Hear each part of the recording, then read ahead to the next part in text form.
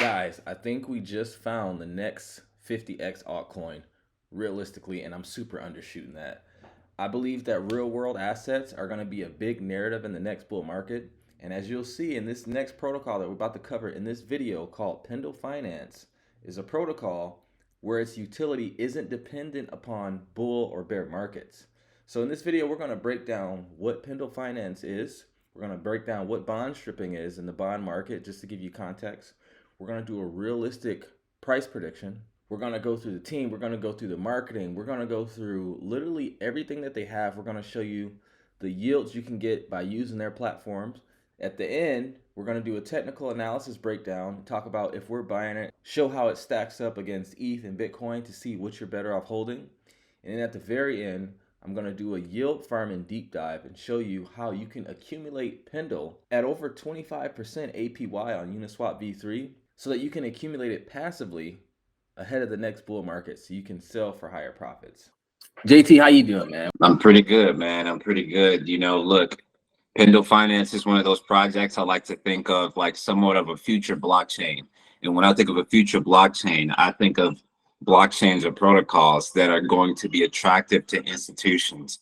And when you think of Pendle Finance overall, this is going in the right direction, 100%, in terms of bringing fixed yields to DeFi. As we know, yields are very volatile. Sometimes you can invest and not know what your yield's going to be 10 days from now. With a project like Pendle Finance, you can have confidence in buying these fixed yields for 366 days, that if you're earning 10% or even 23%, you're going to earn that by the time this matures. And so now that gives institutions confidence, these guys who carry billions of dollars when multiplied trillions of dollars, it gives them confidence that they can grow their capital without taking more risk than they already take, essentially. So yeah, no, this is fantastic, man. Cool, man. Well, let's get into it, man. We're going to give you guys everything on this one. We're going to try to make this even deeper than the chain link video we did. So before we get started, we do have to say that this should not be taken as financial advice. Please consult with your financial advisor before making any investment decisions. This video is for your education purposes only. And like we always say, do your own research, but use this as a, not a stepping stone, but something that kind of just get the process started, because we're going to go pretty deep here. But I will always recommend reading the white paper, reading the docs that we show and reference here on your own as well. So 100% agree, 100% agree. And I don't own any Pendle right now, and I've actually, I do. although I studied the platform extensively, I haven't used the platform in terms of generating any yield personally, just full transparency. Yeah, and full transparency, I do hold this as a part of my personal and institutional portfolio. So I am shilling my bags, but it's good shilling because it's strong fundamentals, as you guys will see here. So before we actually get into the problem Pendle is solving and the use cases that they're offering, we need to talk about bonds and, more importantly, bond stripping and how this works, just so you guys can have context and know why this is such a huge thing for DeFi, because it does not exist in DeFi yet, and it's a $400 trillion market cap in traditional finance so far. So we're on Investopedia here, and I'm just going to kind of give you guys the basic definition, and JT's going to elaborate on it more. So what is a strip bond? A strip bond is a debt instrument in which both the principal and the regular coupon payments have been removed or sold separately. And they also call this a zero coupon bond. So, basically a traditional bond, you have the bond and then you have like a yield that it pays you. So let's say you buy a bond for $100 and it has a 5% coupon and it expires in a year. That means you'll make $105. So you'll make, like if it's a 5%, you'll make $105 upon maturity. Now, how a strip bond works is a little different. So basically on the maturity date, the investor is repaid an equal amount to the face value of the bond. The difference between the purchase price of the bond and the face value at maturity represents the investor's return on the bond. Yeah, to kind of go back to the top real quick. So, when you have a normal bond, obviously you have a principal, then you have interest. And when you're buying that, you're buying both of those within the same security. When you strip a bond, you effectively turn that principal side into a zero coupon bond, which allows you to buy it at a discount to whatever the face value is. And upon maturity, you can redeem that at par, meaning it'd be a 1-to-1 redemption. So if you can buy the bond at a 15% discount, for example, and so let's just say 85 cents, just easy numbers. If you buy at 85 cents on the dollar, by the time that bond matures, it will be equal to that $1 face value of the actual bond. And so that's how you make your profit on the principal side of a strip bond. Now, on the coupon side, so normally the yield for that asset is tied to, like, within the asset. The value is within the asset. So by taking or stripping the bond, you basically extract the value of the yield. And so the yield becomes a separate instrument within itself, and it has value within itself.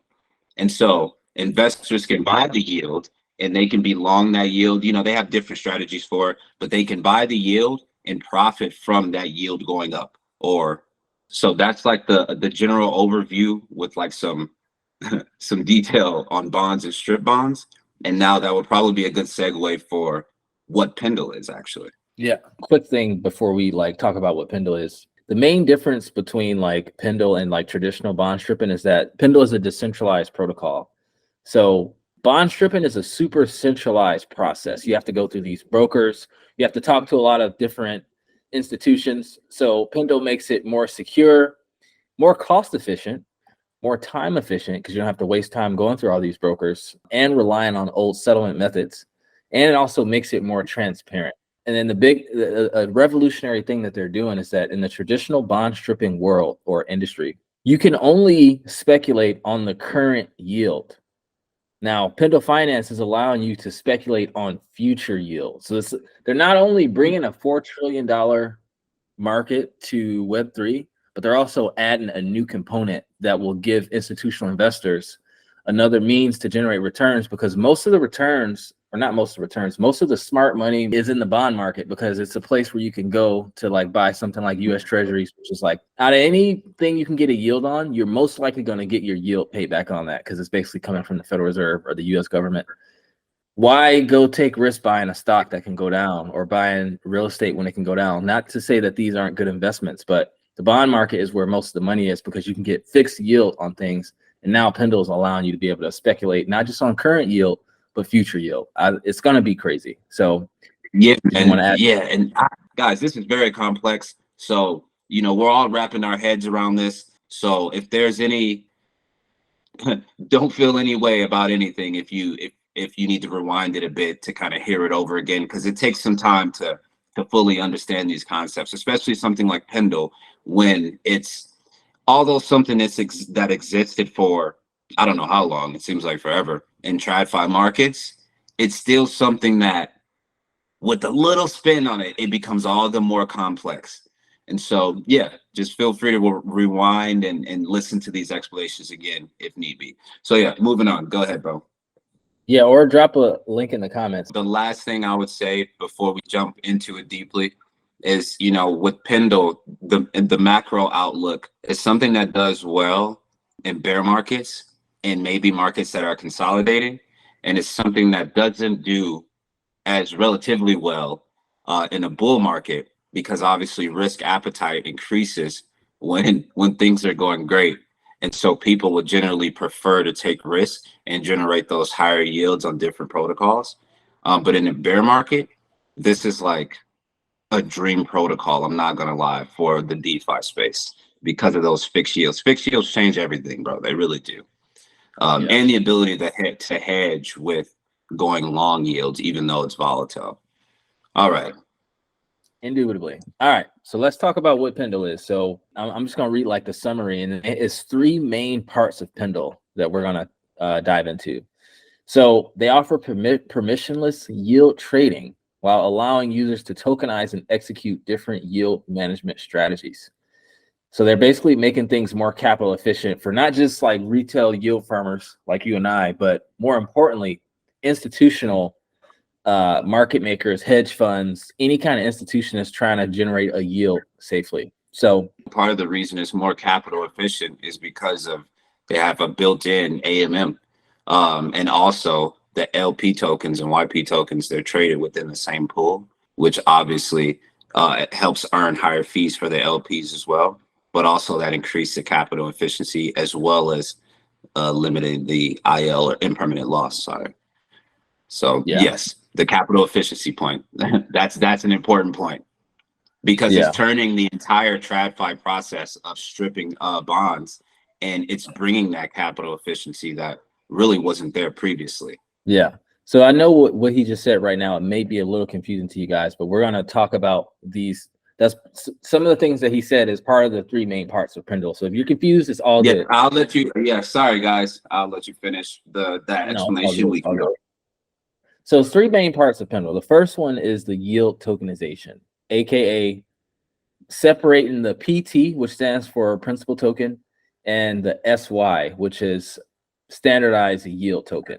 So you're able to purchase the yield and purchase the principal, just like you're able to purchase the bond and purchase the interest. So how this works is they wrap the yield bearing tokens into the SY, the standard yield tokens, which is a wrapped version of the underlying yield bearing token that's compatible with the Pendle AMM, aka automated market maker, which is like a decentralized exchange like Uniswap. So an example is you have staked ETH, and then you have standardized yield stake ETH, which is basically the yield that you get from staking your Ethereum, because it's a proof of stake consensus mechanism. You stake your Ethereum, you get a yield. They allow you to tokenize that yield and separate it. So the standardized yield is then split into its principal and yield components. You basically can buy and sell the yield so that you don't have to hold the token and earn the yield. And like we said, this already exists in TradFi. They're just bringing this whole thing to Web3.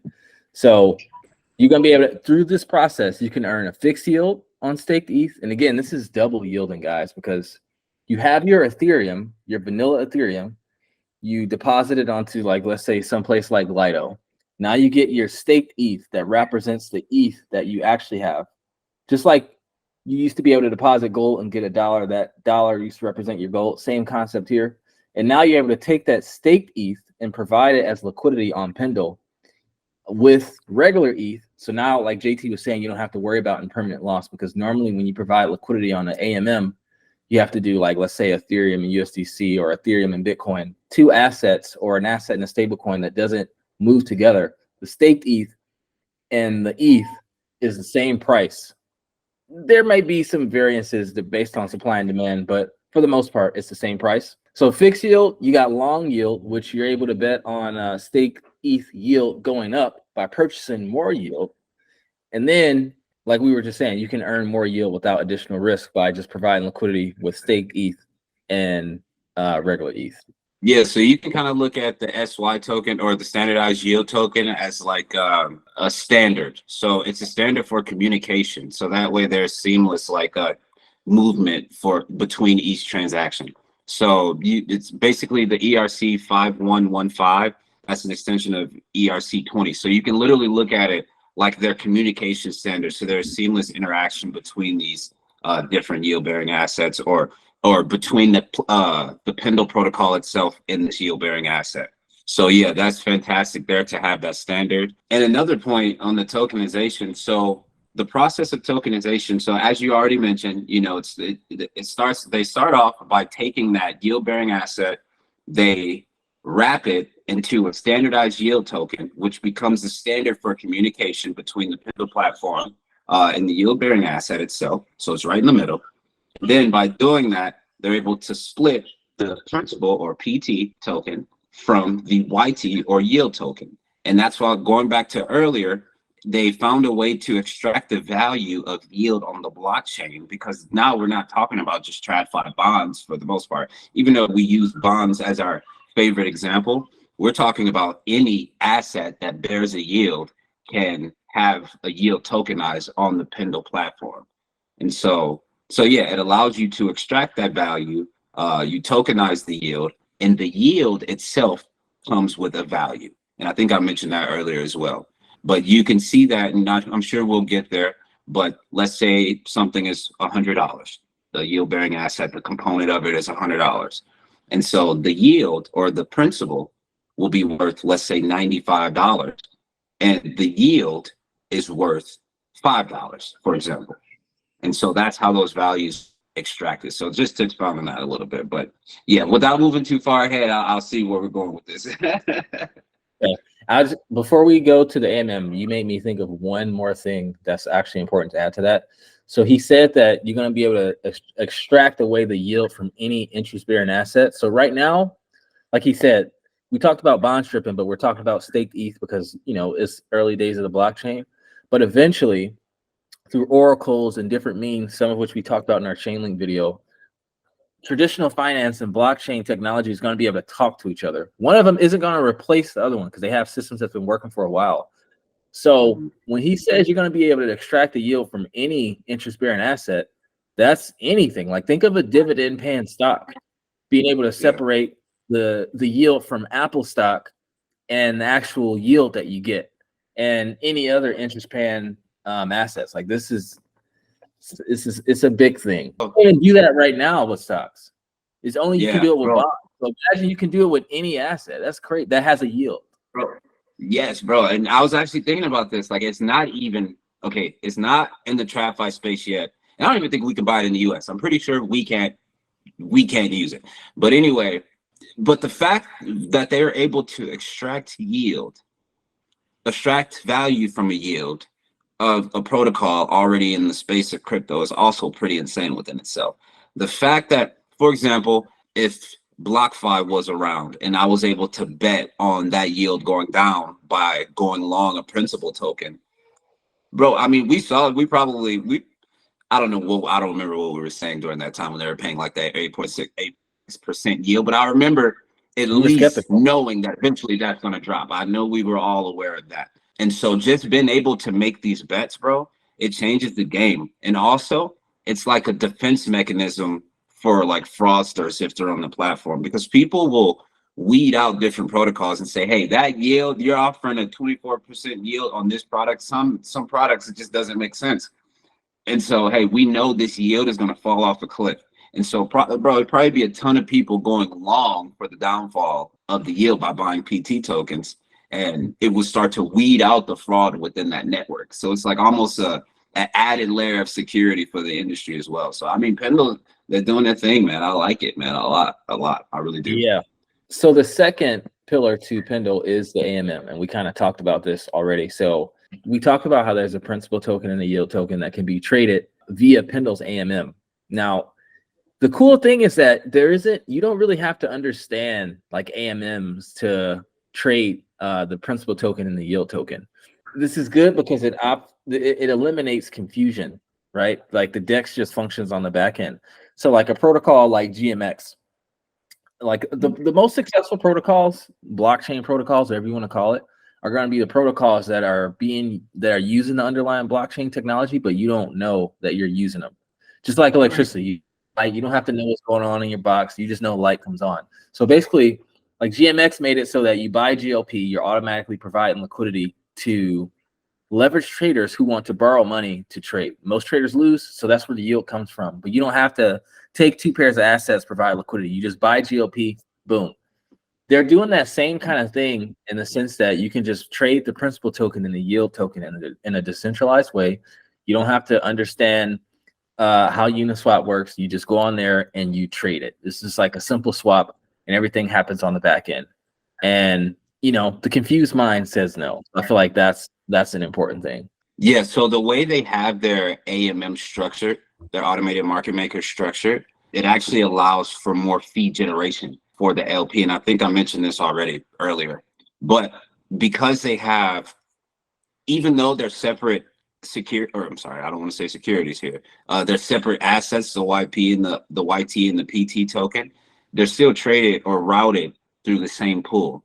And so all of that liquidity is in the same pool. So now the LP, as opposed to supplying a fragmented liquidity, trying to capture the true value, it's all in one pool. And so now the aggregate yield that the LP is earning is generally greater. So the way they have that structured is fantastic as well. Just wanted to throw that in. Yeah, and just to expound on the benefits of using a single pool instead of all these fragmented pools. So I made a video on Uniswap before and how they're essentially doing that same thing. Instead of having all these different pools, they have what's called a singleton contract, where all the pools on all the chains route from the same contract.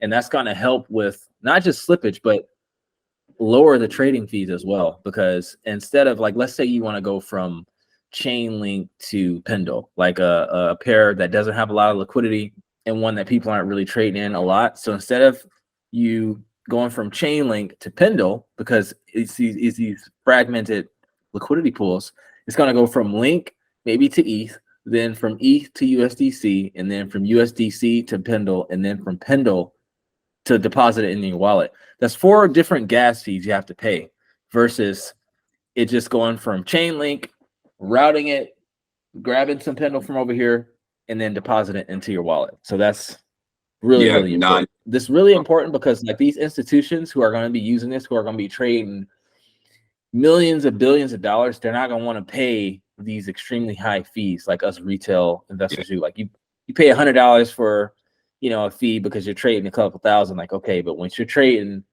millions, you're not trying to pay a 6-figure fee if you don't have to. Yeah, no, that's super true. So lower fees are definitely an attraction for institutions, but also the security of the chain itself is also increased because the more liquidity that exists within a system, security is like a byproduct of liquidity when it comes to blockchain technology. And so, you know, the more concentrated that liquidity is, or the less pools. Imagine if you had 30 pools that have 1 million TVL in each pool. Well, the chance of each pool getting hacked is much greater than one pool with $30 to $50 million in it. You know, simple as that. So it also increases the security of the chain as well. Yeah, no, that's good stuff. Cool. So now let's move on to the third pillar, which is VE Pendle, which stands for Voting and Escrow Pendle. So this is their governance token, just like you have escrow GMX. So I'll add one thing before you jump into it, is that so it's good to note that the Pendle token itself actually has no utility other than exchanging it for vPendle, which allows for the rewards and the voting rights and whatnot. Like he said, if you want VE Pendle, you can't buy it. You have to lock your Pendle in order to get it. This allows you to be able to vote. So you have big whales that are really, really voting for these rewards. Let me share my screen and show something here. All right, so if you go on the dashboard and you look at the community dashboard, it shows, and this we're going to get into the tokenomics here, but the average lock duration for locking up Pendle is 426 days, guys. And right now, you see there is over $38 million in Pendle being locked. And this is you have incentive to lock them because like you have these big whales who are providing liquidity, and then they'll buy a Pendle so they can have a say in the rewards going to their pool.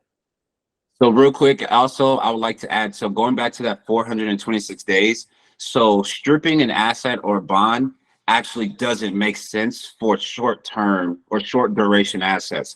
So like even traditionally, you can't even split up a treasury bill. And, you know, I'm not 100% sure of the reason behind this, but I'm 80% positive it has something to do with, a lot to do with the duration of that asset. Because the longer the duration, the lower the present value, which means the deeper the discount. So it makes more sense as an investor in terms of the principal side. So just to throw that out there. That makes sense. Yeah. Okay, so let's do like just like a little mini platform walkthrough, just so you guys can kind of see how this thing looks. And obviously you can go on the website on your own, but you go right to the website and they show you the fixed yields that you can get. That's pretty cool. They have like an advanced section for institutions. So it's like a double interface. So they're targeting like retail as soon as you get here, but the institutions, they kind of like go to the back room, like the VIP, like the people who are more serious. Look into how they make money. So they have 2 revenue sources: the swap fees from their AMM that we talked about that allows you to trade the PT and the YT. And then you have the yield token fees. So Pendle collects a 3% fee from all yield accrued by yield tokens in existence, and all the yields from standardized yield tokens of unredeemed principal tokens. They also collect a 0.1% swap fee from the implied yield of all principal token swaps. So they basically tax receivables of all the principal tokens when swaps occur, and this creates a fair fee tier for all pools and maturities as assets with shorter maturities have lower swap fees. And this is what JT was saying, that it makes sense to do this in a long-term, have a long-term outlook when you're doing this. The cool thing is, and again, this is why it's an incentive to, like, if you care enough, I guess you could just hold Pendle and like price go up. But if you really want to like fuck around, this part's cool. So Pendle distributes protocol from yield token fees to VE Pendle holders. So holding VE Pendle allows you to get a yield, right? But if you want even more yield, all protocol revenue from swap fees to VE Pendle voters, you basically get the swap fees if you vote. So you get protocol revenue from yield token fees if you just hold VE Pendle, but you get revenue from swap fees if you vote also. So it's like, even if you're voting on a pool and like it's like, oh yeah, well, I'm in this pool, I voted for it, but I got outvoted.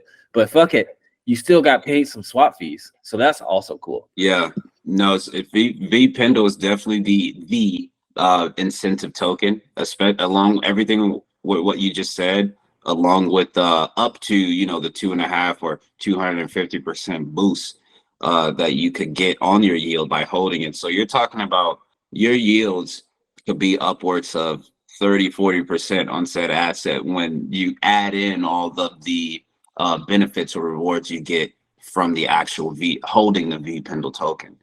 So I like the way they did that as well. It's like you can't deny the usage of V Pendle at that point, or Pendle token at that point. Yeah, most governance tokens are pretty shitty, but this one is like not. Yeah, pretty cool. It gets you some real yield, and you know, like I've been saying, I feel like that's going to be a part of the next trend, because like we saw a DeFi summer in the first age of yield farming. It mostly came from the platform just paying you out in its own token, like inflating its own token, and then it usually goes to zero. But this one, they're actually giving you revenue, real yield that they make from the platform, which is pretty dope. So now let's kind of go over the yield trading handbook just to look at some of the strategies that you can employ. Now, the purpose of this video isn't to give you like all the strategies, because this is like super complex. You have to do your own research. We're still wrapping our head around it. So we're going to give you like a high level overview here. So basically, I was just going to add, before you jump into the yield trading handbook and jump into the strategies real quick, I would just like to add, so generally there's two ways to earn yield in the DeFi space. So, and I think that Pendle, in a way, by the way, it captures both of these ways, which is very interesting. So one of the ways is to basically mint your token to, you know, provide incentive and for demand, and also to provide liquidity for the platform. So in effect, that token doesn't really have any value. It's effectively worthless. Now, the other way is to earn fees through the protocol itself and distribute that or whatever to the LPs or to the users. Now that is a valuable way to earn fees because it's sustainable. The first way is not so sustainable, or at least without the second way. And so Pendle, they have that Pendle token, which is by itself effectively worthless. The value in Pendle comes when you exchange that Pendle token for V Pendle. And now you can start to receive the rewards and generating fees from the platform for the users. And so Pendle Finance has found a way to, and maybe this exists somewhere else, I can't think of one off the top of my head, but it's found a way to capture both ways of generating yield and rendering that previously worthless way of generating yield worth something. So yeah, that's pretty cool. All right, so let's look at some of these yield trading strategies just from like a high level. So you have, first they go through the fixed yield strategy. So let's take a look at that. So they tell you pretty much exactly what to do, and it tells you how it works. So principal tokens let holders redeem the principal of the underlying yield-bearing asset after maturity, and they can be sold at any time. So for example, holding one principal token staked ETH means you will be able to redeem 1 ETH worth of staked ETH after the maturity date, right? And since the yield component is separated from the underlying asset like staked ETH, this allows the principal to be sold at a discount in the form of the principal token. JT was talking about that earlier. So over time, the principal token will appreciate in value and eventually match the underlying assets upon maturity. So basically, the example is one principal token of staked ETH that costs 0.9 ETH today will be redeemable for 1 ETH worth of staked ETH upon maturity. All right. And the Let me see. reason, I guess I'll add one more thing there. So the reason PT tokens are offered at a discount, strip bond once again, is because the yield is no longer attached to the yield bearing asset. So the principal alone can be sold at a discount because it's no longer carrying that yield. So that's why, you know, they're able to offer PT tokens at a discounted rate, which allows you to profit from the. That makes it a lot simpler to understand. It's like the whole concept of like, it's basically the concept of the famous analogy, one bird in your hand is worth more than 2 birds in a bush. You said the famous analogy? I never heard that in my life. Really? But yeah, I never heard that. But yes, no, but that's true though. I thought it was pretty famous. I hear it a lot. Yeah, no, I never heard that in my life. But yeah, no, Well, that's very true though. Yeah. So basically, in short, principal token holders profit when 1, the principal token is sold at a higher price, or 2, more ETH, aka fixed yield, is redeemed upon maturity. So basically, you know, when people go to this platform, a big question you may have to yourself is like, damn, so what do I buy and like when do I buy it type deal? You know what I mean? And so in general, that obviously depends on your strategy, but you know, in general, you know, there's different things that you could look at to kind of make your decision. So for example, if we look at the top right here, FUSD, Flux USDC. So the long yield APY, I'm sorry, the underlying APY of this is the APY of the underlying asset. If you were to go to the Flux platform and invest and hold their USDC, this is the yield that you would generate. So it's 4.592%. The implied APY is the APY you would get from holding the principal token on this platform. So you can see that the value of the fixed, or I'm sorry, of the PT token is 96 cents. And so if everything were to stay the same, essentially, and you bought that, obviously you earn a fixed APY there, but if you bought that long yield APY, you would earn 23% as well on that investment, if all things stay the same. Now, let's start with the bearish. Let's say if you're bearish on the actual principal, on the underlying asset. If you're bearish, you could bet on yields going up. And so you would actually go long the yield token in this case.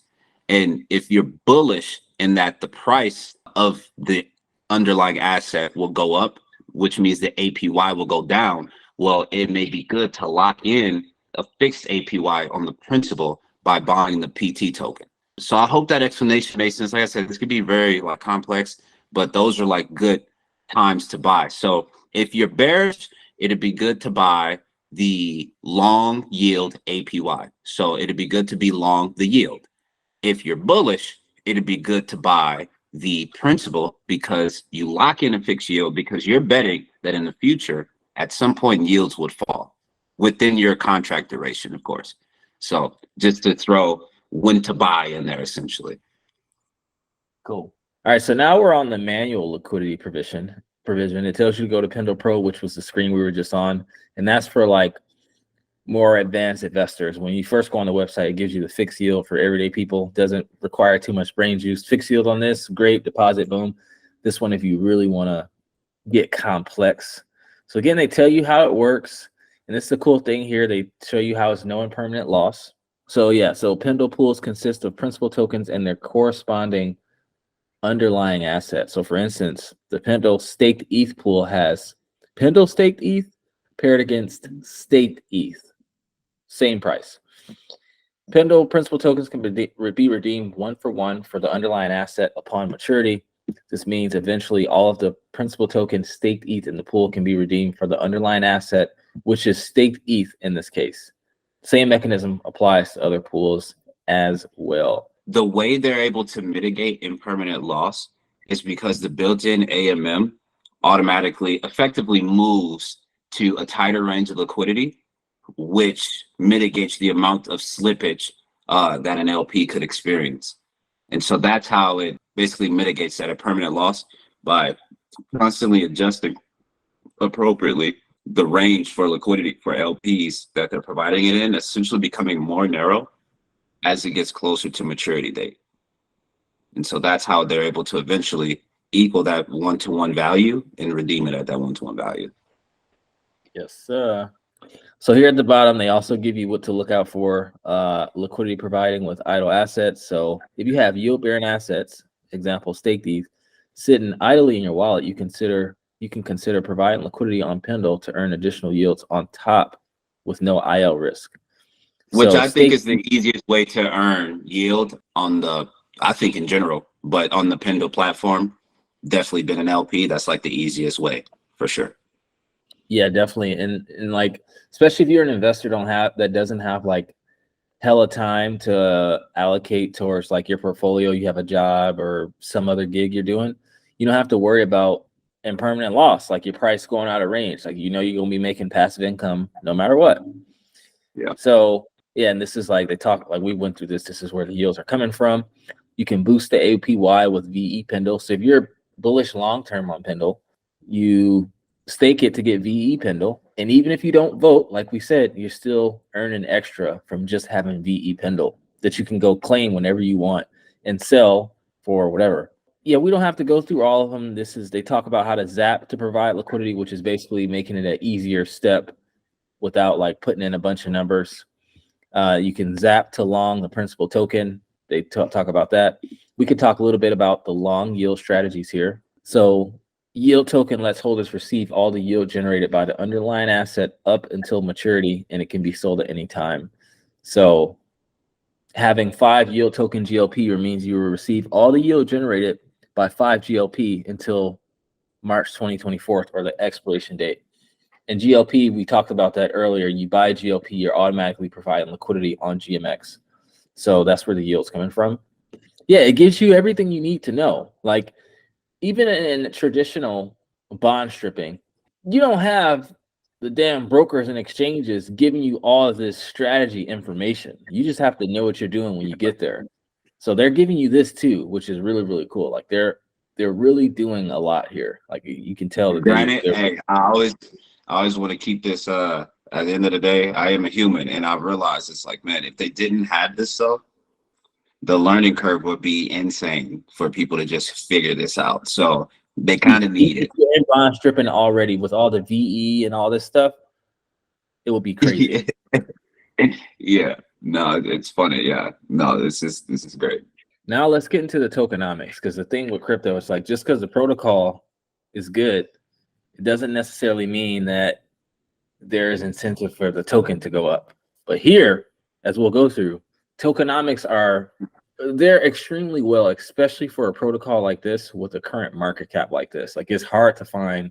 All right, so if we look here, you'll see that we have a total supply of 258 million. All right, but we have a circulating supply of 235 million, which is 94%. Which is insane. That's insane. No, I'm just saying, which is insane. Yeah, so 94% of the tokens are already unlocked, guys. One thing I don't like, they do have a terminal inflation rate of 2% annually, but it goes towards incentives, and they do not have a burn rate. So, you know, I mean, it's not like it's Bitcoin. Bitcoin was meant to have a max supply, store value. This is a DeFi protocol, and, you know, 2% is pretty normal. Like, we've seen a lot worse.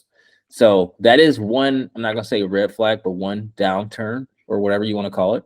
So wouldn't that be with the assumption that EVL effectively will grow at a greater rate than 2% a year? And so especially when the total supply is released onto the market, the inflation rate based on growth metrics should be negligible in that regard. And the value should theoretically or practically, in this case, increase after that. It should be, once all the supply is out there, it hits a critical mass where, like, they're implementing the inflation rate, you got greater control over the inflation rate.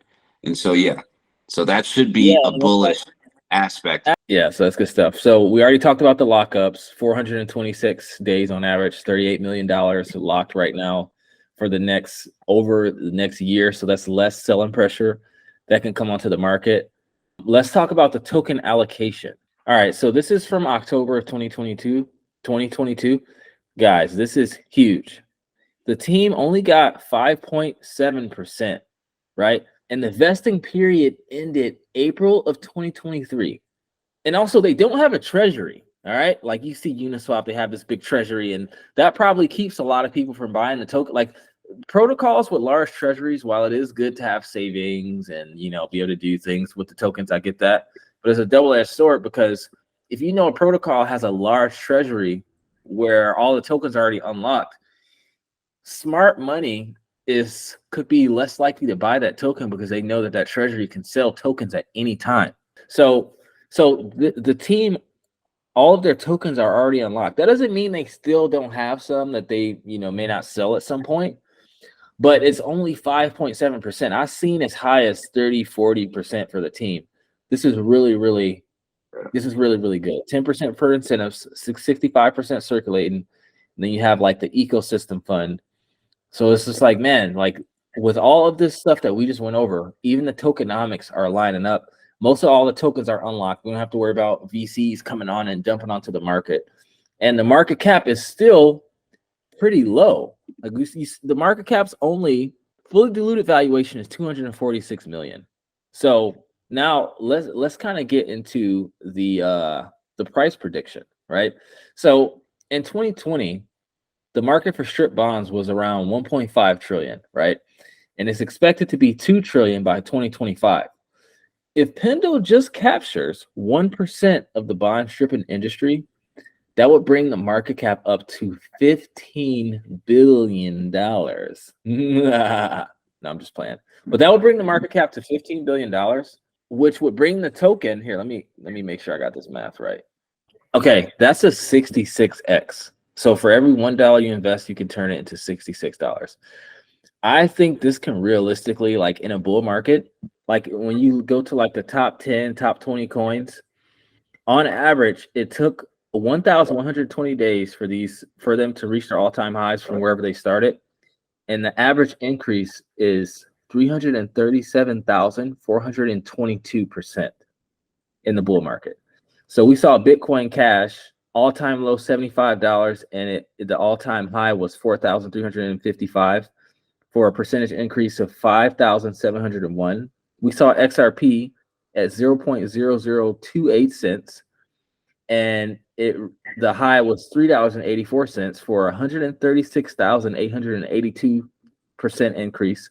We saw Dash increase over 767,000. We saw Litecoin increase over 371,000. Monero over 243,000. Neo 272,000. Do I need to go on? So it's like, yeah, that doesn't necessarily mean that these protocols are worth that much, because most of those are on zero, or a lot of them like just came back down and you don't even hear about them anymore.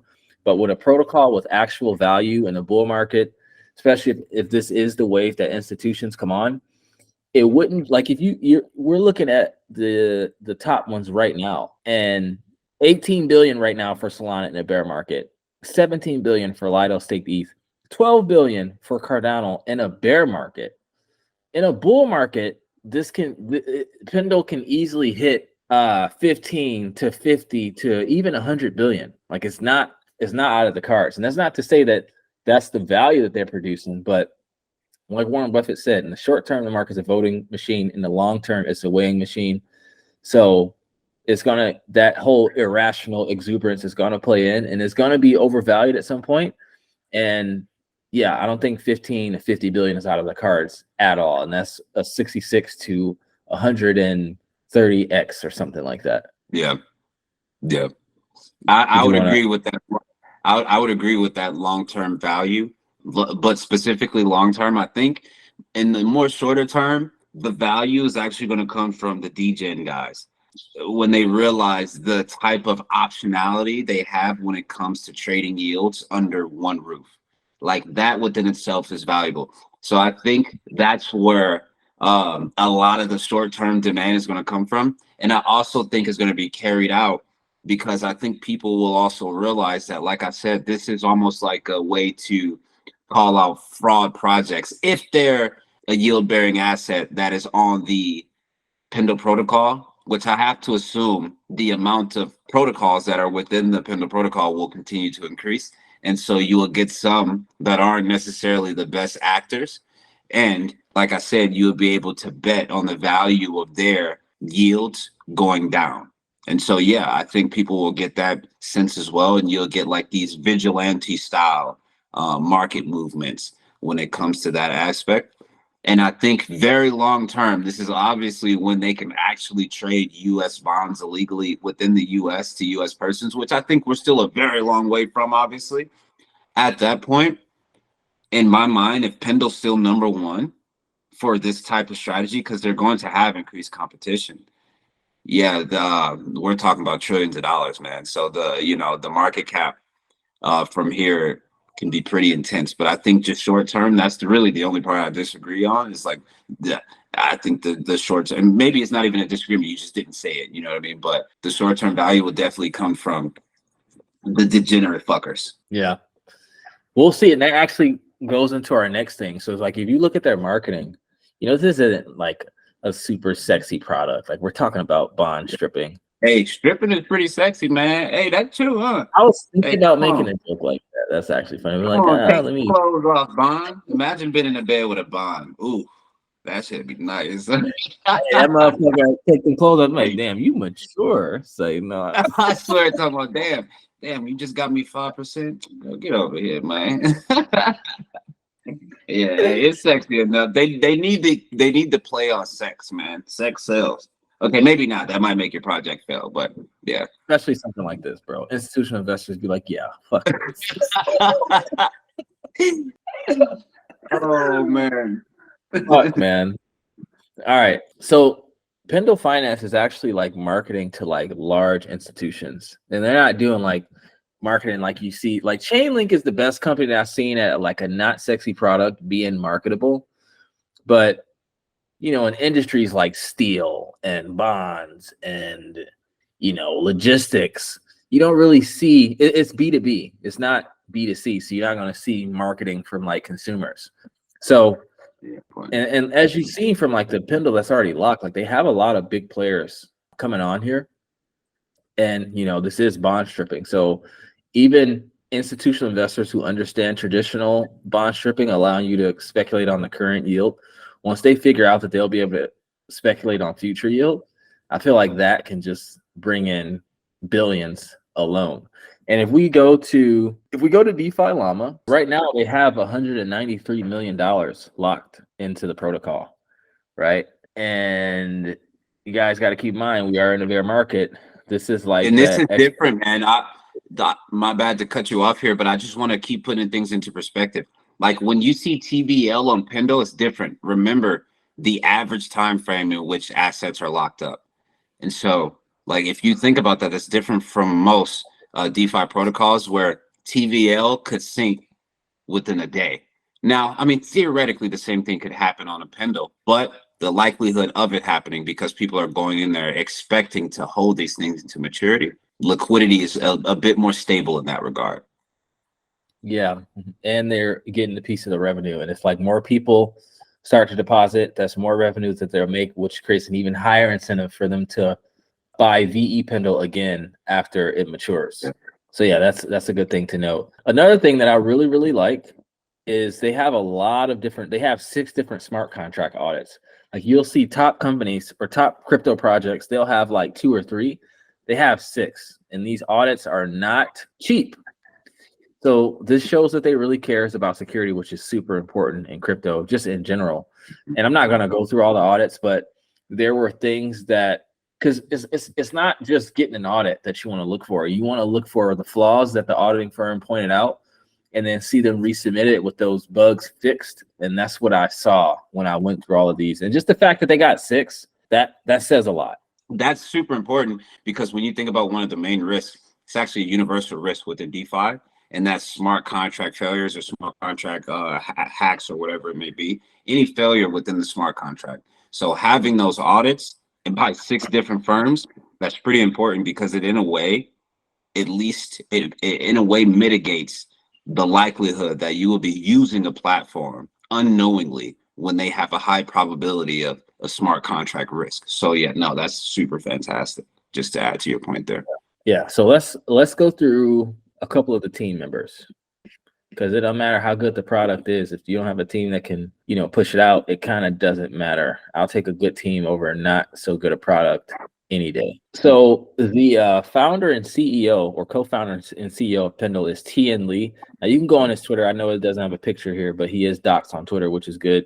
A lot of these Web3 founders, they don't like to dox themselves. I learned a lesson recently. I'm not buying from any person if I don't see their face, whether it's on camera or in person.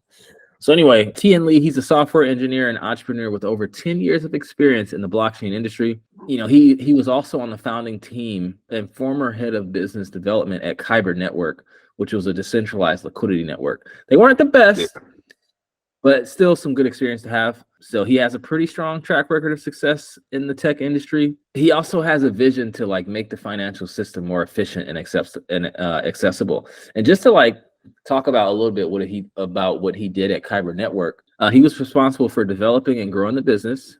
He played a key role in the launch of KyberSwap, which was the DEX that allow users to swap tokens, without a centralized intermediary. But he also helped them raise over $50 million for funding for Kyber Network. So super driven guy, passionate guy, good asset to have to the Pendle Finance team. Seems like a genuinely cool guy too. Not like the cool Sam Bankman-Fried cool, but genuinely cool. Yeah. Now you have Ken Chia, who is I think he's the COO or head of institutional at Pendle. So, again, he's doxed. So I heard he was the CTO, but on here it says head of institutional. But he has over 10 years of experience in the financial industry with a focus on institutional lending and DeFi. So he began at JP Morgan, where he worked as a private client advisor. In his role, he actually managed institutional and private clients across Southeast Asia, providing investment advice and financial planning services. In 2018, he joined Tokenomics in Southeast Asia, which was a crypto exchange over there. He served as the COO, which is important, and he was responsible for the exchange's operations, business development, and treasury management. All great skills to have over at Pendle. This guy understands how exchanges works, and I'm sure that made their AMM a lot better, and just the product in general, and execution. In 2021, he joined Abra, a global cryptocurrency lending platform. He served as the head of APAC, and he was responsible for growing the platform's business in the Asia Pacific region. He's a strong advocate of DeFi, and he wants to connect it to the traditional finance industry. So they both have that vision. And he has really good credentials, just like the CEO does. And it's good. He has a lot of experience in just traditional exchanges and finance. So pretty strong team, guys. I'm not going to go through everyone else. I'll let you guys do that research, but pretty strong team. Yeah, and it wasn't at a SVB or some small bank. I think you said JP Morgan. Indubitably. Yeah, good stuff. So now that we looked at all that stuff, we did a price prediction. We went through all the fundamentals. We went through the team. We went through the marketing. We went through how the protocol works, how you can make money. Let's look at the chart and see if now is a good time to buy, from our opinion. And then we'll go over finding a yield farming strategy so you can accumulate it passively. So you can make money on the platform, or you can accumulate the token. We're going to give you guys everything, and then you can decide. Like I always say, I like to start on the monthly. Now, this is a relatively new protocol, so the technical analysis doesn't matter as much, but you can see everything quantified on a chart, and it's been a while. So the weekly still kind of looks the same. We had it released, and then it dropped, and now it's kind of surging back upwards. I bought here and here, and now if we look at the daily, you can kind of get a better picture. So this has been a strong support level here, and we kind of just blasted through it. So that was a good buy for you. Yeah, I'm up let me see. I'll just go into the middle of these. So up on average, I took a little profit. I'm up 50% on average. That's pretty good for a bear market. And it's my second largest altcoin holding behind Radix. So Yeah, we did pretty good on this one. We're doing pretty good on this one. So to be honest, I'm just DCing into this because, like I said, this could easily be a $15 billion market cap. My time preference is long. You know, I'm not a day trader or anything like that. I wouldn't be surprised if we kind of saw this come back down, retest this as support before we going back up. Again, this is the daily, so it will look more like one candle, red, green, in a perfect world. So now, in regards to yield farming, you always want to have risk management at play. Like, are you better off holding ETH? Are you better off holding Bitcoin? Because this is a new protocol. They did get 6 smart contract audits, but you know, all those motherfuckers could have missed something. It happened with Curve. They had their Viper hack, and Curve had hella audits. And they've been around for a long time and been battle tested. And there's a lot of flaws on the EVM, with the Ethereum virtual machine. So I wouldn't be surprised if there is something under there, but you never know. I hope not, because I own some of this shit too. So Ethereum is more battle tested. It has a higher TVL. Shit, this is built on top of Ethereum. So while there is a higher asymmetric investment opportunity for Pendle to outperform ETH, is it good to hold ETH right now over Pendle or Bitcoin right now over Pendle? Because Bitcoin is probably going to do a 6x in this market. And in order to look at that, you do ratios. So we look at Pendle versus Bitcoin. So as you can see here, Pendle's first. So if the chart's going up, that means Pendle's outperforming Bitcoin and vice versa on the way down. So Bitcoin, once it released, it outperformed Bitcoin for the past few weeks. For a few weeks, Bitcoin was outperforming it. But ever since pretty much August of this year, Pendle Finance has outperformed Bitcoin by peak to trough, 53%. Right now, 42%. So right now, you're better off holding Bitcoin over Pendle, at least for the near future. And if we go to the daily, we can see that price has been inside this strong channel. So it hasn't been a bad idea to, once it get to the top of this, to maybe take profits into Bitcoin, into Pendle, and then it gets outperformed by 17%.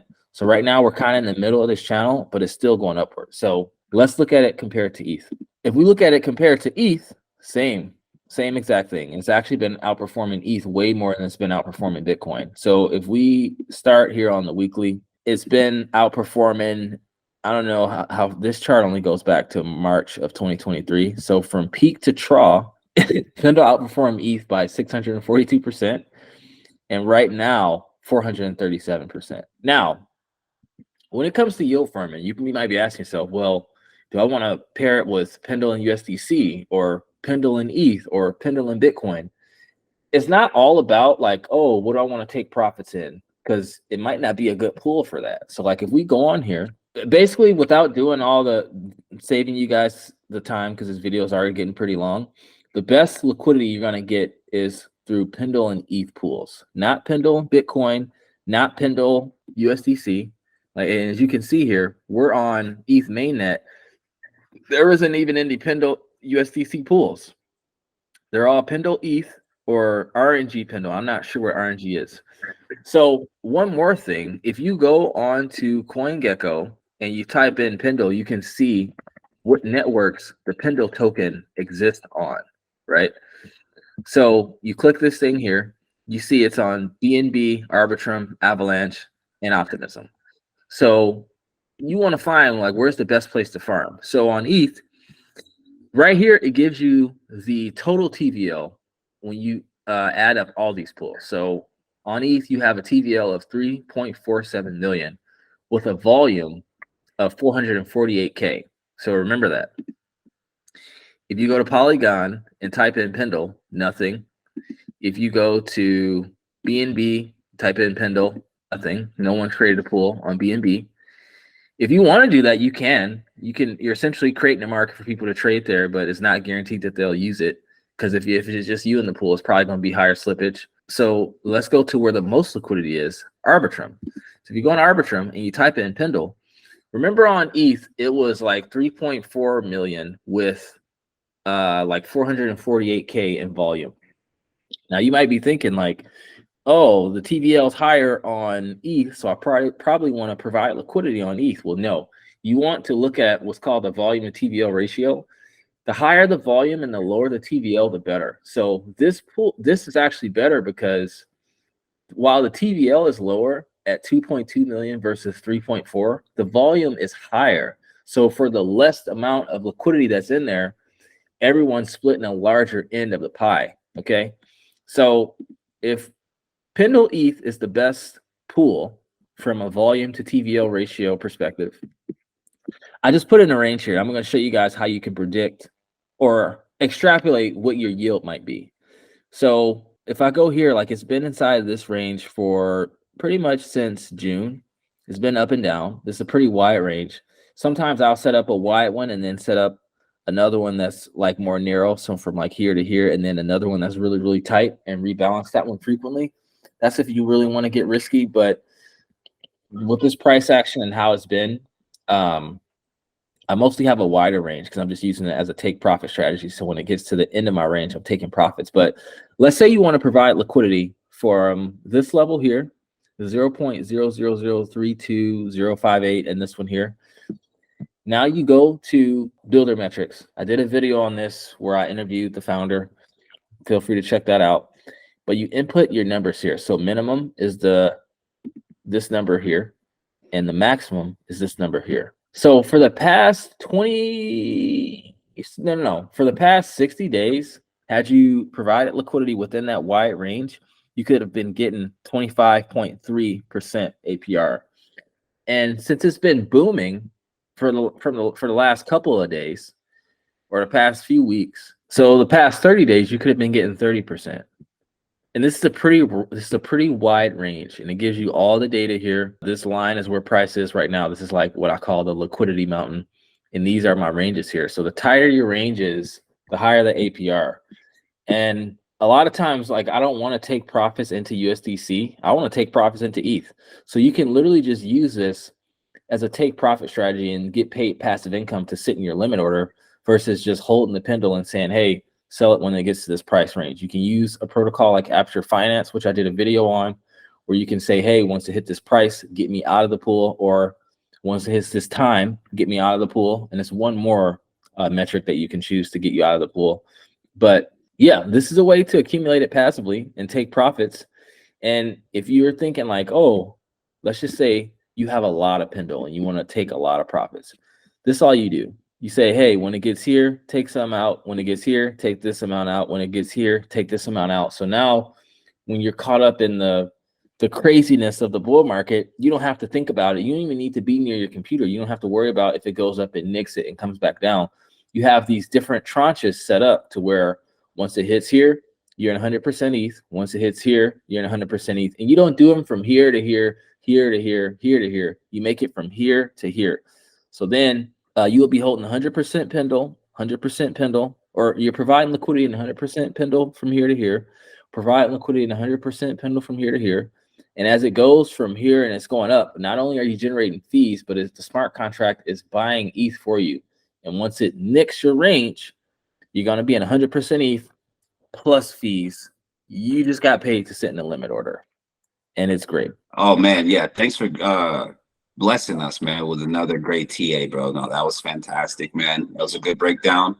Unfortunately, we can continue going on this for hours, but it's getting late over here. So your boy got a family to get to. Yes, sir. Yeah. So yeah, I'll go ahead and take us out. Y'all like, comment, consider subscribing if you get value. Share this video with a friend. Let us know what protocol you want us to cover next. We're going to be doing these deep dives showing the TA and how to accumulate it passively at the end. This is second of many. Definitely check out the Chainlink video if you haven't. And also our courses are officially going on sale, but since we're just launching, we want to handpick the initial members. So we're not allowing people to just go on there and buy it. But instead, you can book a free strategy session where I'll talk to you, get a kind of feel of the person you are, see if it's a good fit, because I don't know if it's going to be, let you know what to expect. We're going to talk about what's going to be covered in the course. And, you know, worst comes to worst, if it's not a good fit, I'm sure I'll be able to point you in the right direction. And then also we can keep the lines of communication open. So go and book your free consultation, learn a thing or two, make a good connect. And if it makes sense, we would love to have you as a part of our group, because our Know It All Academy It shows you how to do this research that we're doing. It shows you how to look at a chart and do technical analysis. It's the best yield farming education in the world, and I've taken all the courses. We have some great coaches like JT. You guys met some of the other one in Float Locker, and Garrett and Chris.